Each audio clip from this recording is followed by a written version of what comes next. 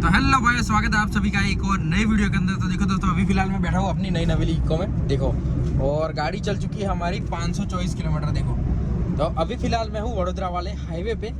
तो सोचा कि इसकी थोड़ी बहुत जो स्टेबिलिटी की टेस्ट की जाए, यानी कि गाड़ी हाईवे पे चलने में कैसी है। तो देखो यहाँ पे यार क्रेन लेकर जा रही है गाड़ी, किसी की ब्रेक डाउन हुई है, डंपर था शायद से। तो अभी फिलहाल है 5वां गियर यहाँ पे। तो सोच रहा हूँ कि थोड़ा बहुत जो भगाऊँ गाड़ी को और जो गाड़ी की स्टेबिलिटी को चेक करूँ कि नई 2024 मॉडल गाड़ी चलने में कैसी है, हाईवे पे परफॉर्मेंस कैसा है, वो चेक हो जाएगा। तो देखो अभी फिलहाल यहाँ पे मैं कापोद्रा पहुँचने वाला हूँ। तो मैं यहाँ पे सादली गया था ये गाड़ी का कस्टमाइज काम करवाने के लिए, सीट कवर वगैरह का। तो वो हो चुका है ऑलरेडी, वीडियो आपने दिखा ही होगा। तो देखो यहाँ पे लेन चेंज करनी पड़ेगी यार, साला यही तो दिक्कत है हाईवे पे, यहीं पे लोग धोखा खा जाते हैं। तो अभी रोड अभी फ़िलहाल खुला है, देखो। तो यहाँ पे थोड़ा बहुत जो गाड़ी को भगाया जाए, बाकी जो है 80-90 तो यार ऐसे ही चढ़ जाती है गाड़ी, और 80-90 तक जाने के बाद जो है इंजन की नॉइस आने लग जाती है। बाकी जो है नॉर्मल 60-70 पे तो पता भी नहीं चलता कि इंजन स्टार्ट है या स्टॉप है। तो देखो अभी फ़िलहाल हमारी गाड़ी 90 चल रही है, और जो 90 पे एकदम हाथ खुला छोड़ दूँ तो भी कोई दिक्कत नहीं, इतनी ज़्यादा अच्छी स्टेबिलिटी है गाड़ी की, कोई भी दिक्कत नहीं है। देखो अभी देखते ही देखते हमारी गाड़ी 100 चली जाएगी। देखो 100, 101, देखो 101 पे, मतलब 100 क्रॉस करने के बाद इंजन की नॉइस तो है, बट जो इतनी ज़्यादा भी नहीं है कि जो एडिटेट करे। देखो 110 चली गई। अरे यार ये रोड पे साला यही तो दिक्कत, एक बार वो हाईवे बन जाए तभी कोई दिक्कत नहीं। बाकी जो ब्रेकिंग भी काफ़ी ज़्यादा अच्छी है, देखो गाड़ी 70 पे आ चुकी है, मतलब इतना ज़्यादा कोई इश्यू नहीं है ब्रेकिंग के मामले में। बट पुराने मॉडल में है थोड़ा बहुत इश्यू ब्रेकिंग में, क्योंकि मॉडल थोड़ा अपग्रेड हुआ है, फेसलिफ्ट बना है मारुति ने, तो कुछ ना कुछ तो सुधार किया ही होगा। चलिए अब जो है रोड थोड़ा बहुत जो खुला मिला है। बाकी सामने जा रही इटियोस टोयोटा का इंजन की बात ही मत करो यार, 5-5 लाख किलोमीटर तक इसके पाना नहीं लगता इंजन को। बट जो मारुति भी इसके आगे कम नहीं है। बहुत ही रेयर चांस में मारुति की गाड़ी में इंजन में खर्चा आता है, अगर आपकी गलती हो तब भी, बाकी जो नॉर्मली खर्चा नहीं आता है। तो चलो रोड थोड़ा बहुत जो खुला है, अब साला पका देगा गाड़ी को। 84, 89, 90। देखो आवाज़, आपको आवाज़ आ रही होगी इंजन की नॉइस। अभी फ़िलहाल एसी भी चालू ही है अपना, देखो एसी भी चालू ही है।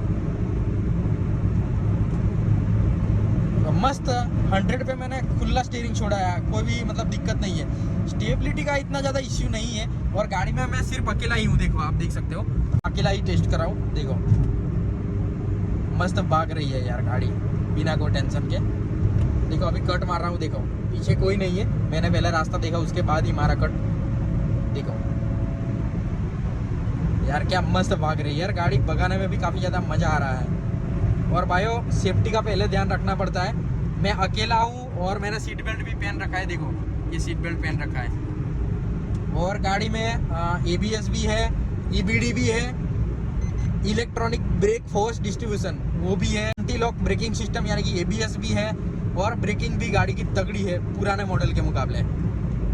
और जो रोड खुला है इसीलिए मैं ये सब ट्राई कर रहा हूँ, आपको बिल्कुल भी ट्राई करने की ज़रूरत नहीं है। अगर खुला रोड है तभी ट्राई कीजिएगा। सामने गाड़ी देखियो कितनी ज़्यादा अजीब जा रही है यार, एकदम डब्बा सी।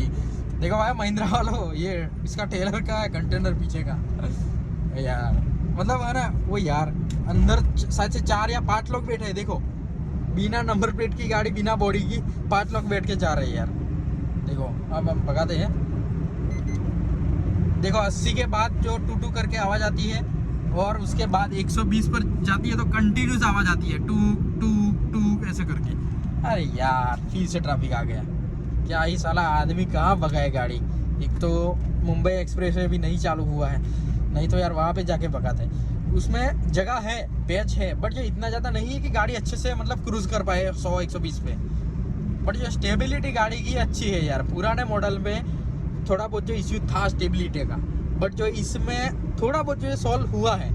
क्योंकि भाइयों मैं ऐसे ही नहीं बोल रहा हूँ, क्योंकि भाई मेरे पास already 2021 model company fitting CNG eco है, इसीलिए मुझे ना कहीं मालूम हो रहा है कि स्टेबिलिटी में सुधार हुआ है, और इसीलिए मैंने ये वीडियो बनाया। बाकी देखो असली मजे ज़िंदगी के, काश इच्छा से ऐसा मिल जाए कि ऐसे पीछे बैठने मिले, मस्त मौज काटते हुए, ना कोई धूप का टेंशन। साला हम यहाँ पे इसी में बैठे हैं देखो, और जिंदगी का असली मजे वहाँ है। तो देखो आंटियाँ हमको देखकर जो हंस रही है कि ये साला पागल आदमी है क्या, इसको कुत्ते ने काटा है साला, वीडियो बना रहा है। बट जो है ऐसा नहीं है, हम इको की स्टेबिलिटी को चेक कर रहे हैं। यार हॉर्न भी अच्छा खासा लाउड है यार, ऐसे अपग्रेड करने की भी कोई ज़रूरत नहीं है। एक बारी दबाने के बाद ही सामने वालों को पता चल जाता है कि पीछे गाड़ी आ रखी है। अरे यार एक तो ये साला ये गाड़ी से बहुत ज़्यादा डर लगता है, क्योंकि सरिया अगर छटक गया तो सीधा साला पैर में ही घुस जाए। तो और आसपास गाड़ियाँ ही गाड़ियाँ यार, पता भी नहीं चलता कौन सी गाड़ी कहाँ से आ रही है। बहुत ही ज़्यादा केयरफुली और ध्यान से इस हाईवे पे चलाना पड़ता है। ये सूरत वाला हाईवे है, सूरत वडोदरा, तो बहुत ही ज़्यादा ध्यान से चलना पड़ता है यार। ओवरटेकिंग और लेन चेंजिंग वो जो है सबसे डिफिकल्ट है इस भरूच वाले हाईवे पे, सूरत वाले हाईवे पे। अगर लेन चेंज करते वक्त इंडिकेटर नहीं दिया या फिर कुछ गड़बड़ी हुई तो गाड़ी उस पार चली जाएगी या फिर किसी दूसरी गाड़ी से ठुक जाएगी।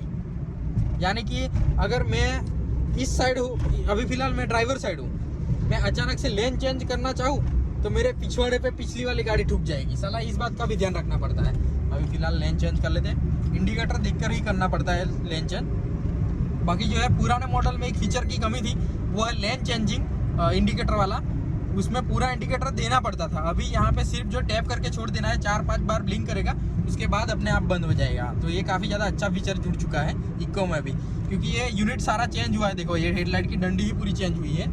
अर्टिगा और जो टॉप मॉडल में आता है ब्रेजा वगैरह में, सेम वही डंडी इसमें डाल दी है, इसीलिए लेन चेंजिंग का फीचर हमको मिलता है। देखो एक बार ही टैप दिया, 4-5 बार ब्लिंक किया, अपने आप बंद हो चुका है। तो ये अच्छा फीचर हो चुका है यहाँ पे इको में, कोई इश्यू नहीं है। 100 तक आप आराम से क्रूज कर सकते हो अगर हाईवे अच्छा है तो।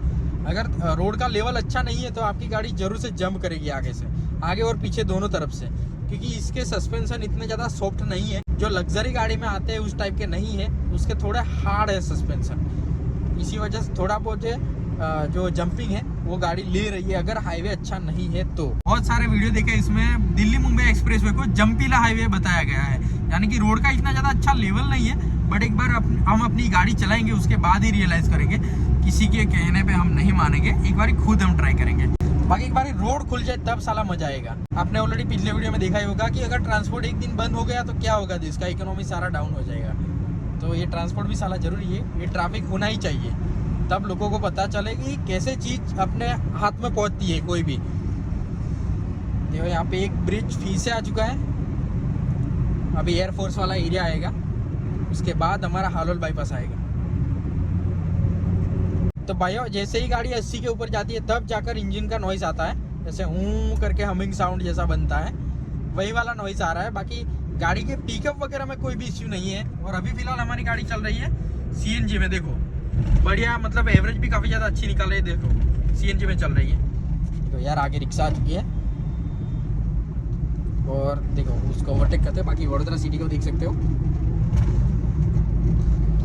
यार, और इतनी ज़्यादा धूप है बाहर, 38 डिग्री टेम्परेचर है यार, सोचो 38 डिग्री एक्सपोजर। यार आईफोन वालों क्या कर रहे हो यार, इतना ज़्यादा अपडेट करके साला एक तो बोगला गए हो। इस वाली क्रेन ने सारा ट्रैफिक जाम कर दिया, देखो इतनी बड़ी है यार, साला कितना लोडिंग कैपेसिटी होगा इसका, 5-10 टन तो ऐसे ही ले जाए। देखो तो भाई आ चुका गोल्डन चौकड़ी। अब जो है यहाँ पे थोड़ा बहुत जो हाईवे खुला मिलता है तो गाड़ी को थोड़ा बहुत भगाता हूँ, उसके बाद आपको दिखाता हूँ। तो भाइयों गाड़ी का ये स्टेबिलिटी टेस्ट वगैरह तो होता रहेगा। अगर आप मेरी तरह गाड़ी में ज़्यादा इसी चलाते हो तो गाड़ी के केबिन के अंदर अच्छी खुशबू का होना बहुत ज़्यादा जरूरी बात है। तो भाइयों अच्छी खुशबू के लिए मैं आपके लिए लेकर आया हूँ इनवॉल्व 1 का मस्त परफ्यूम। देखो काफ़ी ज़्यादा अच्छी इसकी फ्रेग्रेंस है। जब आप इसको ऑर्डर करते हो तो 3M का टेप भी मिलता है साथ में, तो आप इसे कहीं पर वैसे चिपका सकते हो या फिर बॉटल होल्डर वाली जगह पे रख सकते हो। तो ये काफ़ी ज़्यादा अच्छी खुशबू फैला देता है, पूरी केबिन में एकदम महक भर देता है और एकदम ताजगी वाला अनुभव करवा देता है। तो भाइयों अगर आपको ये इनवॉल्व 1 का मस्त परफ्यूम मंगवाना है तो www.involveyoursenses.com पर जाओ और फटाफट ये परफ्यूम मंगाओ। अगर आप मेरा यूज़ करते हो कूपन कोड प्रदीप2370 तो आपको 10% का डिस्काउंट मिल जाएगा मेरी तरफ से। तो भाइयों देर किस बात की कर रहे हो, फटाफट डिस्क्रिप्शन बॉक्स में जाओ, वहाँ पे लिंक है, क्लिक करो और इनवॉल्व 1 का मस्त परफ्यूम मंगाओ। गाड़ी के केबिन को एकदम खुशबू के साथ भर दो और आप भी ताजगी का अनुभव लो। देखो भाइयों गाड़ी अपनी 100 पहुँच चुकी है, देखो, और 100 पे जाने के बाद जो है इंजन थोड़ा बहुत तो आवाज़ करेगा ही, वो कौन सी भी गाड़ी हो, बट जो है स्टेबिलिटी बहुत अच्छी है यार। देखो 110 पे मैंने स्टीयरिंग को खुला छोड़ दिया, देखो 115 देखो,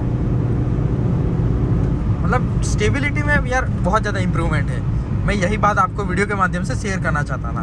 देखो यार, और यार ये MG की ना बहुत गाड़ियाँ यहाँ पे दिखती है। मेन प्लांट हालोल में ही है MG का, और जो भी विदेश वगैरह में यहाँ से स्पेयर पार्ट वगैरह सप्लाई होता है, मेन मैन्युफैक्चरिंग प्लांट MG का यहाँ पे हालोल में है।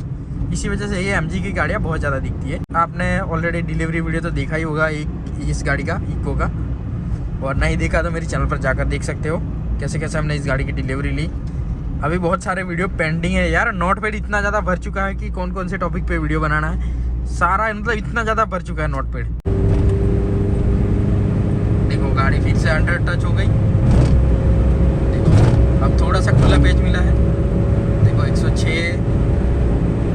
देखो बॉडी रोल थोड़ा बहुत है, इतना ज़्यादा भी नहीं है कि गाड़ी आपके कंट्रोल से बाहर चली जाएगी, ऐसा भी नहीं है। आप मैं एक हाथ से कंट्रोल कर रहा हूँ, उससे ही आप आइडिया लगा सकते हो। ये गाड़ी की स्टेबिलिटी काफ़ी ज़्यादा अच्छी है। और भाई मैं आपको बिल्कुल भी रेकमेंड नहीं करता हूँ इतनी हाई स्पीड पे चलाने को। अपनी स्पीड चलाने के लिए बेस्ट है 70-80, माइलेज भी अच्छा, गाड़ी मेंटेन भी अच्छी रहेगी और सालों साल गाड़ी चलती रहेगी, कोई भी दिक्कत नहीं आएगी। अगर आपने ओवर स्पीडिंग ज़्यादा किया, इंजन पे भी इम्पैक्ट पड़ता है, माइलेज में भी इम्पैक्ट पड़ता है, बहुत सारी जो बातें हैं उनको जो है मैटर करता है हाई स्पीड। तो हाई स्पीडिंग बिल्कुल भी नहीं करना चाहिए। और हाई स्पीड पे 2000 रुपये का चालान है गुजरात में, तो उस बात का भी आप जो है ध्यान रख के ये सब कर। तो भाई आज के वीडियो में बस इतना ही। मैंने इस वीडियो में बताने की कोशिश की है कि इको हाई स्पीड में कैसी है, यानी कि स्टेबिलिटी गाड़ी की कैसी है, गाड़ी का कंट्रोल कैसा है अपने हाथ में, वो आपको जो है दिखाने की कोशिश की है। तो यही था कुछ आज के छोटे से वीडियो में। अगर आपको वीडियो अच्छा लगा तो लाइक शेयर कमेंट सब्सक्राइब जरूर कर देना, इंस्टा पे जरूर से फॉलो कर लेना। तो भाई वीडियो देखने के लिए आपका धन्यवाद। मिलता हूँ नेक्स्ट वीडियो में।